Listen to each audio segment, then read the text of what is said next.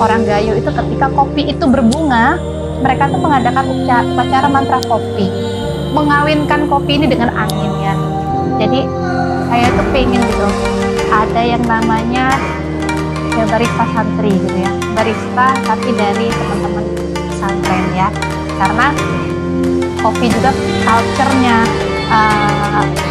pesantren, kiai-kiainya, maksudnya tuh ini pasar yang luar biasa gitu loh. Ketika mereka bisa berbisnis kopi, ini di lingkungannya ribuan santri, ini kan pasar ini ya, pasar. Nah,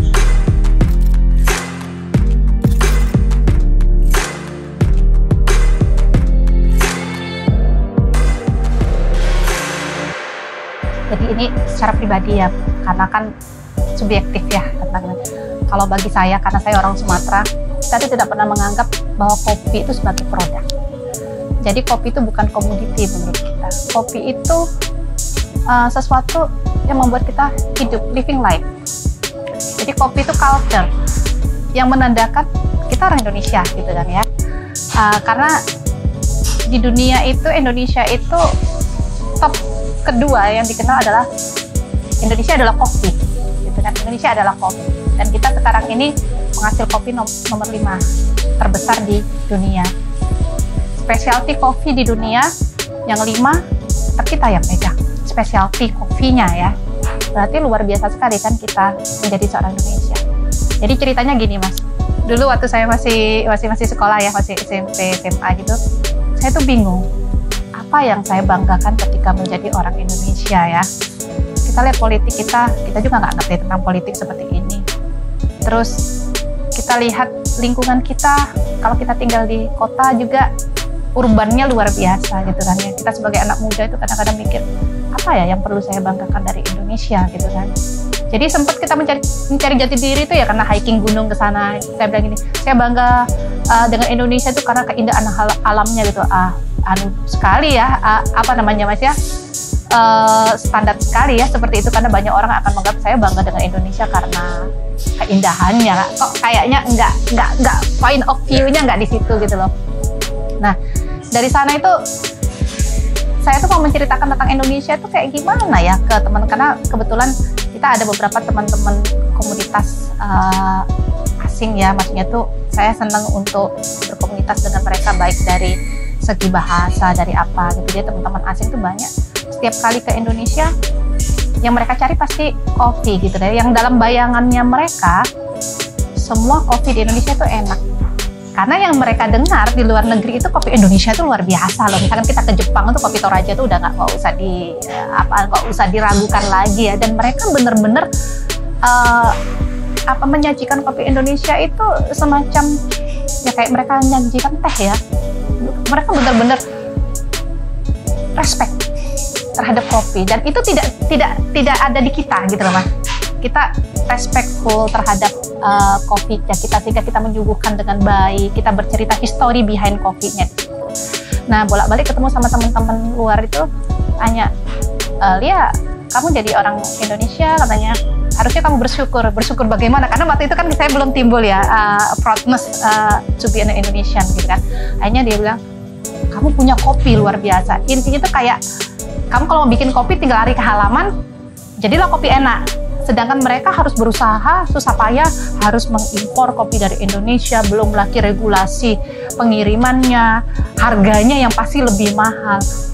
Terus ya, kenapa kok kamu merasa tidak bersyukur ketika kamu di Indonesia yang punya Mas, kekayaan kopi yang luar biasa, yang seakan-akan bagi mereka kita tinggal lari ke halaman, di dapur kita akan tersedia kopi enak setiap saat.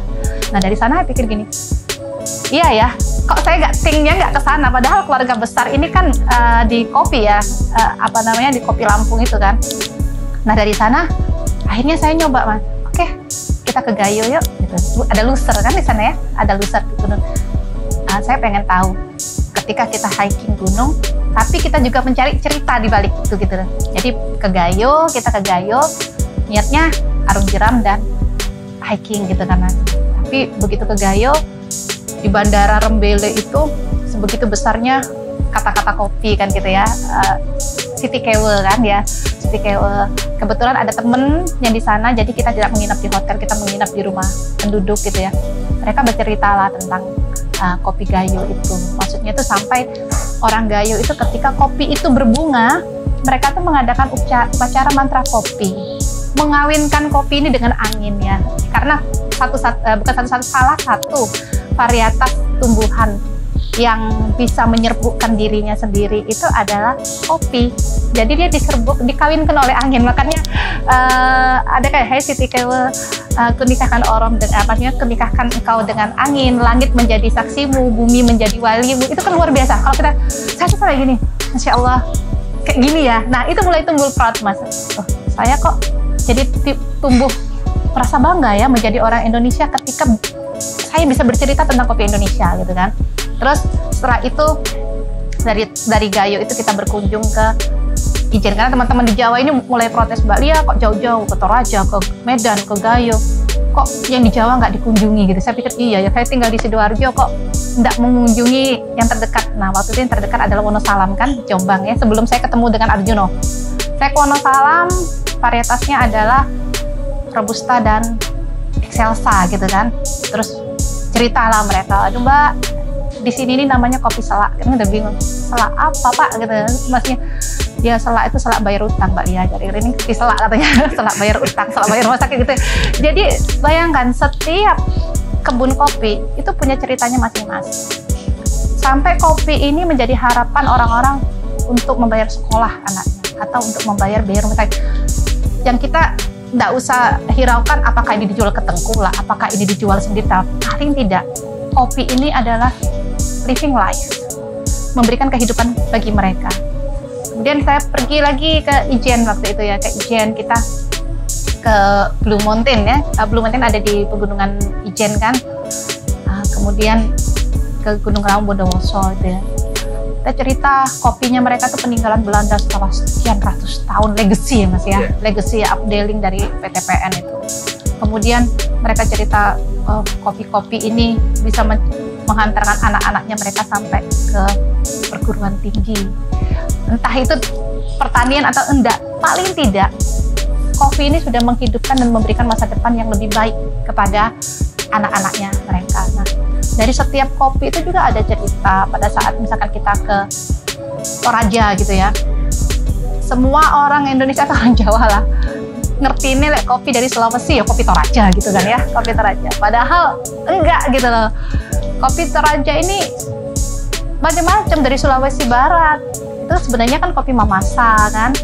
Sebenarnya kita tidak perlu memberi embel-embel bahwa ini Toraja.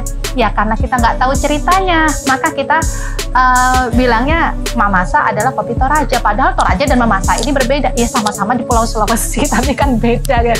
Ya kayak kita misalkan Arjuna sama Ijen, ya sama-sama dari Jawa Timur, tapi kan beda juga wilayahnya. Terus kayak Toraja Kalosi gitu ya.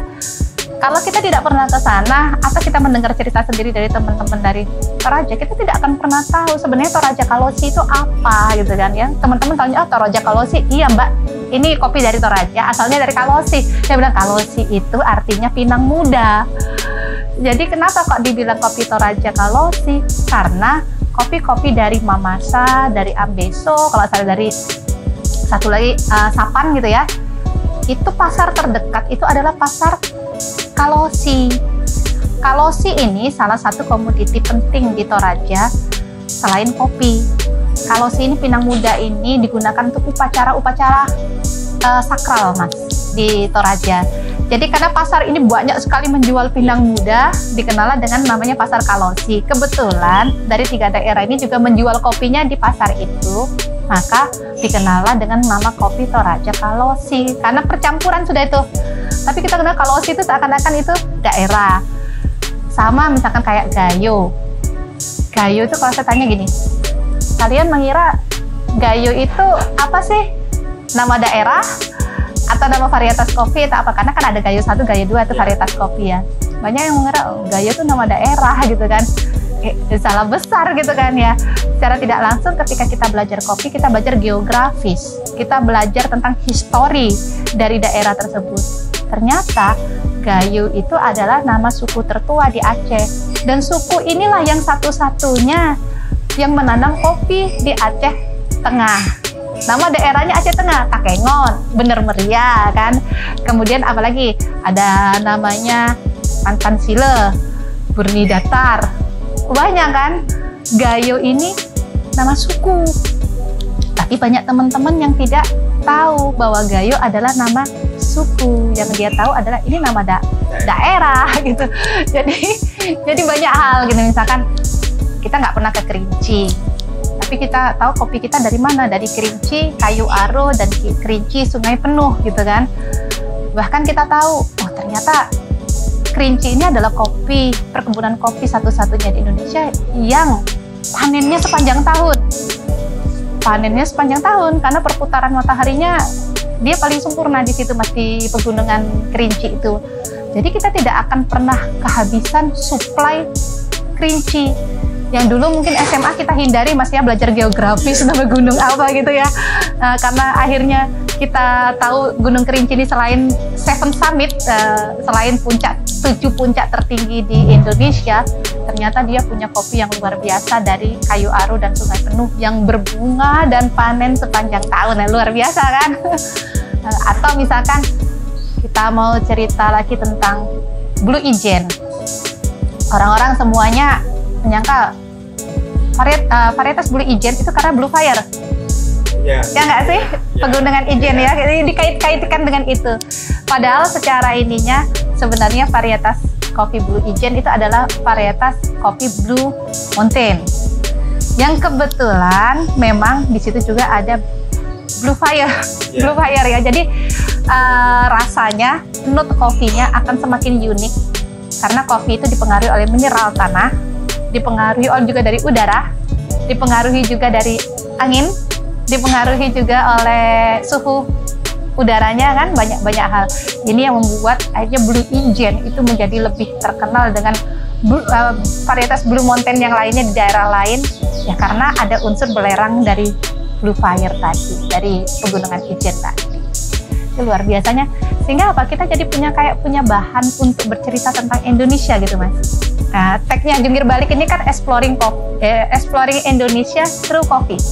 Kita tidak perlu pergi ke Aceh untuk mengetahui indahnya Aceh gitu ya. Kita tidak perlu harus ke Kerinci untuk tahu ternyata pegunungan Kerinci ini sepanjang tahun panen. Pegunungan Kerinci ini altitude-nya berapa ya kan. Misalkan kafenya bener nih, Mas, ya, harusnya di toples itu ada tulisannya nih, altitude-nya berapa, varietasnya apa. Bahkan kalau misalkan Kerincinya dari daerah mana gitu kan, sama kayak Jawa Timur.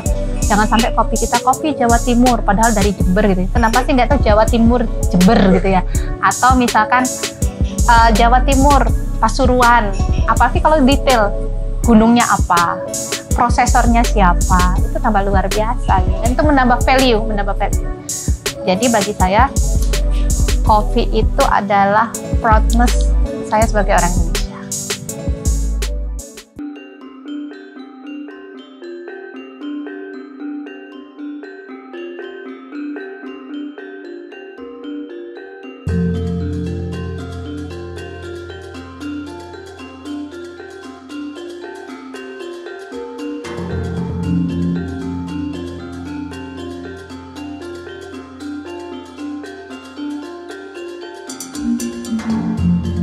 Menjadikan bagian dari hidupnya mereka. Jadi dia menganggap pohon-pohon kopi itu sebagai anak-anaknya mereka.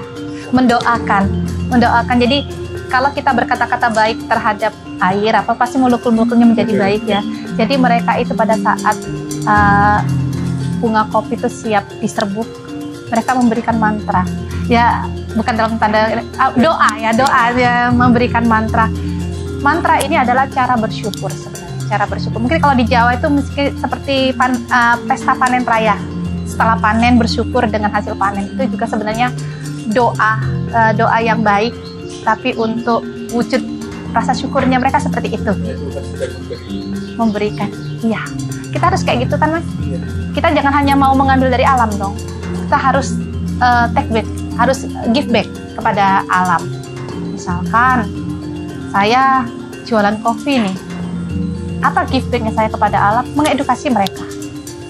Kalau misalkan kita punya uang lebih, kita akan memberikan bibit kepada mereka. Reboisasi, tidak harus kopi kan? Tidak harus kopi, karena kita ini mengambil dari alam, ya kita harus baik sama alam. Mungkin juga kita merecycle sampah kita.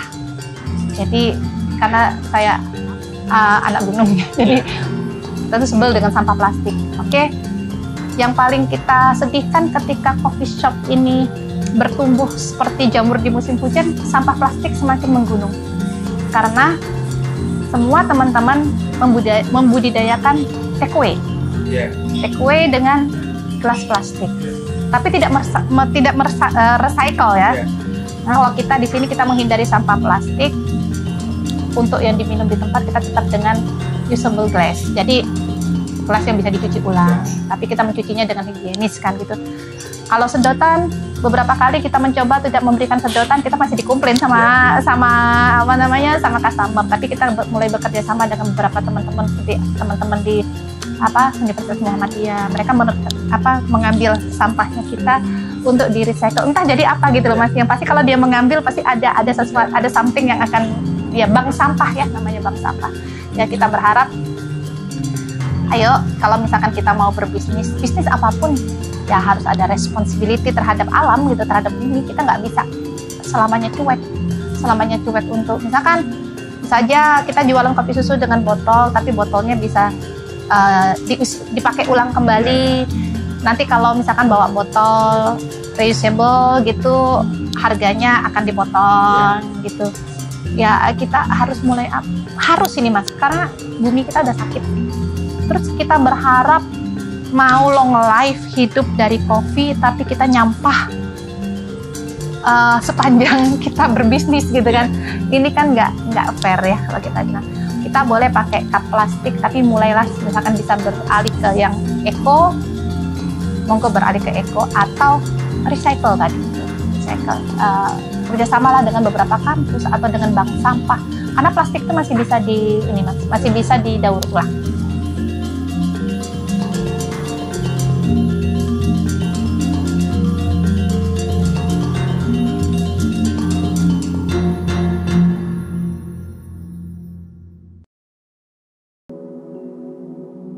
Karena barista itu dunia yang keren bagi mereka. Sekarang kalau kita lihat yang nongkrong di coffee shop itu anak muda semua ya. Sekarang uang sakunya itu hanya untuk beli kopi susu gitu kan. Bagi kita owner coffee shop nih Mas ya, itu sesuatu keberuntungan yang luar biasa. Kita sudah menanam konsumen sejak muda. Kan tidak mungkin mereka tahu tiba-tiba 2 tahun kemudian, oh saya berhenti ngopi gitu kan ya. Dia pasti akan lebih terasah sensorinya. One day, hati-hati bagi teman-teman yang membuka coffee shop ala kadarnya, yang tidak tahu taste, yang tidak apa, karena yang membuat kita bertahan tuh sebenarnya taste Mas. Tempat kita mungkin kalah ya dengan coffee shop A, coffee shop B, kalah modal lah ya. Tapi kita ini benar-benar mencintai produk kita gitu. Kita benar-benar meng-create produk kita ini, kita memasukkan diri kita ke produk itu gitu ya, sehingga mempunyai ciri khas. Oh ini raciannya Mbak Lia nih, oh ini blendnya Mbak Lia ini pasti ada beda. Walaupun kadang-kadang kita nggak ngerasa ini blend saya bedanya di mana ya, tapi semua teman-teman tahu ini pasti blendnya Mbak Lia gitu. Ternyata secara tidak langsung ada sesuatu, ada signature di sana. Dan ini sebenarnya tabungan kita untuk yang namanya value branding, personal branding, sehingga orang kita nggak ada pun, kita sudah nggak ada pun, orang akan tetap mengenal film kopi by Lia Zen gitu kan. Dan ini legacy memasukkan diri kita kepada produknya itu tadi. Kayak semua coffee shop punya cafe latte, semua coffee shop punya cappuccino, tapi cappuccino yang bagaimana yang didapat di cafe kita, sehingga orang akan bisa merasa gini, loh cappuccino di jungkir balik berbeda loh. Ini titik differentnya ini yang harus kita cari. Entah itu dari racikan blendnya, entah itu dari proporsi rasio espressonya, entah itu misalkan kita mencantumkan pada saat kita buat single origin gitu, kita mencantumkan kartu tentang cerita asal kopinya, itu udah menjadi sesuatu yang different gitu loh Mas.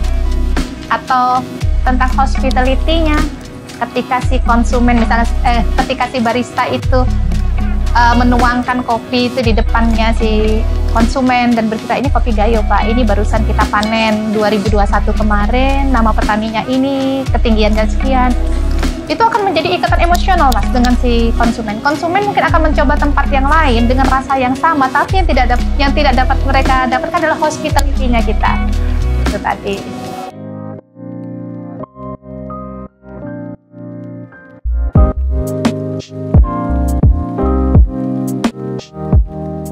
Harapan saya, teman-teman yang berada di balik bar, yang berada di balik mesin kopi, apapun itu, mesin kopi merek apapun, atau berada di balik alat-alat manual brew, jangan pernah berhenti untuk belajar. Karena kopi Indonesia ini bisa menjadi nilai yang luar biasa buat kita pribadi sebagai orang Indonesia ketika kita mau show up. Ketika kita mau show up, mau pamer tentang Indonesia gitu, bisa dari ini yang titik yang paling gampangnya. Yang kedua, ketika kita belajar lebih tentang kopi, maka sedikit banyak kita akan menumbuhkan cinta, Mas. Akan menumbuhkan cinta, menumbuhkan passion. Kalau kita sudah punya passion, sudah punya cinta, secara tidak langsung kita akan peduli. Akan peduli, mulai dari peduli dari pertaniannya, peduli dengan lingkungannya, peduli dengan negaranya sendiri ya. Karena saya yakin teman-teman muda sekarang ini sudah banyak sekali yang kehilangan proudness tentang Indonesia dengan carut marutnya kayak gini ya, dengan ekonomi yang jungkir balik seperti ini. Jadi kita mulailah, kita proud dengan kopinya, kita proud sebagai orang Indonesia, kita punya kekayaan alam yang tidak dipunyai oleh negara-negara lain, yang orang lain tuh iri lihat kita, kok kita cuek aja gitu ya.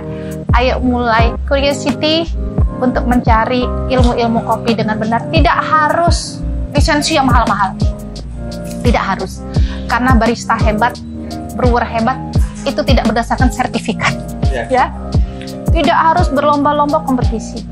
Kalau mentalnya nggak kuat, ketika menang kompetisi A, B, C sampai 5 sampai 6 kompetisi gitu, tapi itu menimbulkan rasa sombong sehingga merasa saya sudah menang lomba sekian banyak, terus merendahkan teman-teman di bar yang lain. Jangan. Karena kopi itu mengajarkan kita, tumbuhan kopi sendiri nggak bisa tumbuh sendiri kan, dia harus punya triset. Apa sih triset? Itu tanaman penaung. Bahkan terkadang di beberapa daerah ada yang namanya tanaman sela, berarti si kopi nggak bisa tumbuh sendiri. Terus kita pelaku kopi mau jalan sendiri, mau sikut-sikutan sendiri, nggak bisa. Orang kopinya sudah mengajarkan kita untuk bersosialisasi. Bahkan kadang-kadang itu kita merasa gini, oh iya ya, ketika saya minum kopi, saya jadi bicara ya sama teman-teman seperkopian gitu ya. Kita naruh handphone, kita naruh sesuatu yang selama ini kita menjadi individual kan. Jadi kopi ini bisa menjadi trigger kita untuk kembali bersosialisasi, Mas. Trigger kita untuk teamwork. Jadi nggak ada ceritanya barista pinter sendiri di bar, nggak ada. Justru banggalah kamu ketika menjadi barista yang oke dan bisa menelurkan atau menularkan ilmu kepada barista-barista junior yang lainnya. Apalagi ketika saat itu barista junior ini bisa menang lomba gitu ya. Ingat, di situ ada effortmu. Ada effortmu, dan ini pahalanya akan terus mengalir kan, karena bermanfaat kan. Jadi jangan merasa enak aja, aku udah ambil lisensi mahal-mahal, nabung lama. Iya, kita tahu effort itu, karena nggak semua teman-teman itu punya uang yang cukup untuk mengambil lisensi gitu kan, Mas. Tahu sendiri ya, lisensi kopi itu nggak ada yang di bawah jutaan gitu kan ya.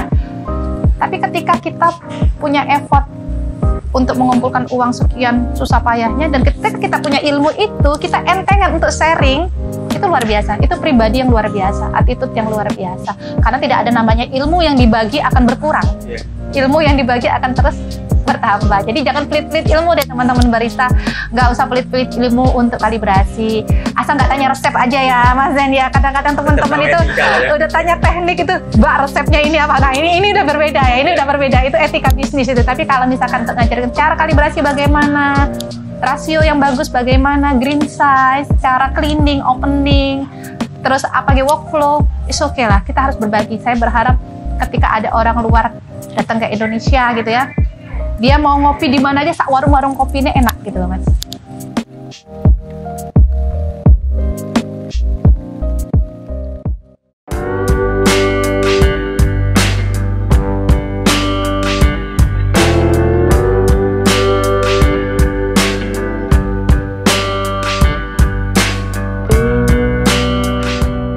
Yang pengen itu pertama ya, upgrade mesin roasting gitu kan ya. Upgrade mesin roasting itu masih sampai sekarang gitu, aku masih nabung terus gitu kan. Jadi nggak segampang teman-teman, oh Mbak Lia kalau mau beli ini tinggal ini, nggak begitu juga. Jadi kalau untuk di kopi ini memang saya tidak di backup sama pasangan ya. Jadi kamu mau berbisnis kopi ya berarti harus your own money gitu kan. Jadi saya mau meng-upgrade mesin supaya pasar juga semakin besar ya, semakin besar otomatis serapan green bean dari petani juga bisa semakin banyak gitu kan. Kalau untuk kelas, saya tuh punya cita-cita gini, karena kebetulan 2 tahunan ini dekat dengan kalangan teman-teman di pesantren. Jadi beberapa saat kemarin masuk dalam jajaran pengurus Habitrend, Himpunan Ekonomi Bisnis Pesantren ya, bersama BI ya, Bank Indonesia. Jadi saya itu pengen gitu loh, ada yang namanya santri, barista santri gitu ya, barista tapi dari teman-teman pesantren ya, karena teman pesantren ini kan SDM-nya luar biasa. Yang kedua mereka juga fluent in English, jadi adik-adik santri-santri kita itu hebat-hebat dalam bahasa Inggrisnya, bahkan kadang-kadang kalah kita orang-orang yang di luar dari itu. Cuma mereka tidak punya kesempatan untuk mendapatkan training barista. Sempat kita di tahun 2021 itu bulan September kita di full boat sama BI untuk melatih 20 orang santri dari 17 pesantren terbesar di Jawa Timur ya. Jadi kita melatih mereka menjadi barista yang proper gitu ya, tapi kan nggak bisa dalam satu kali latihan. Jadi alhamdulillah sekarang tuh kalau misalkan pesantren-pesantren itu punya punya acara, baik ketika ada kunjungan pejabat negara atau apa, mereka sudah bisa menyajikan kopi yang proper gitu kan. Karena kopi juga culture-nya pesantren-pesantren, kiai-kiainya, maksudnya tuh ini pasar yang luar biasa gitu loh. Ketika mereka bisa berbisnis kopi, ini di lingkungannya ribuan santri, ini kan pasar ini ya, pasar. Nah, kenapa kita nggak melirik ke sini supaya adik-adik tadi itu punya kesempatan untuk menyentuh dunia kopi juga. Pasarnya mereka sudah ada, kemudian kebanyakan juga mereka berasal dari daerah-daerah kopi ya, dari Banyuwangi, dari Jember, dari Bondowoso. Jadi saya pengen membuka kesempatan itu untuk adik-adik santri lah. Luar biasa ya ketika misalkan yang tampil di kompetisi nasional dan menang gitu ya, benar-benar wajah Indonesia gitu ya, wajah Indonesia, kemudian mereka fluent with English. Tadinya mau tidak mau kita memungkiri atau tidak, ternyata memang kopi itu ada kaitannya dengan peradaban Islam kan, karena zaman Ottoman dari Yaman, kopi pertama kali itu mocha, sampai menempel nama Arab di salah satu varietas terbesar dunia, Arabica gitu kan. Ini ada kaitannya dengan bangsa Arab yang dulu memonopoli pemasaran kopi. Nah, kita membuka inilah, Indonesia ini mayoritas Muslim, tapi kok nggak peduli dengan kopinya, sekedar bisa bikin kopi tubruk manis, dianggap sudahlah kopi kayak gitu aja. No, not like that ya. Kopi itu tidak sesimpel itu ya Mas ya, tidak sesimpel itu. Bukan budaya kita memang kopi tubruk, tapi kopinya berasal dari kita. Jangan sampai kopi Indonesia orang lain yang lebih paham dari kita. Itu aja pengennya. Harapannya semakin banyak teman-teman muda, baik dari kalangan santri maupun dari kalangan umum, untuk lebih proper tentang knowledge menyeduh kopi yang baik dan benar bagaimana. Mau itu brewer ataupun itu barista, selama kopi itu bisa diracik sedemikian rupa dan rasanya bisa dipertanggungjawabkan, saya kira kita sudah sedikit punya peranan untuk mengangkat nama Indonesia menjadi kebanggaan kita bersama lah.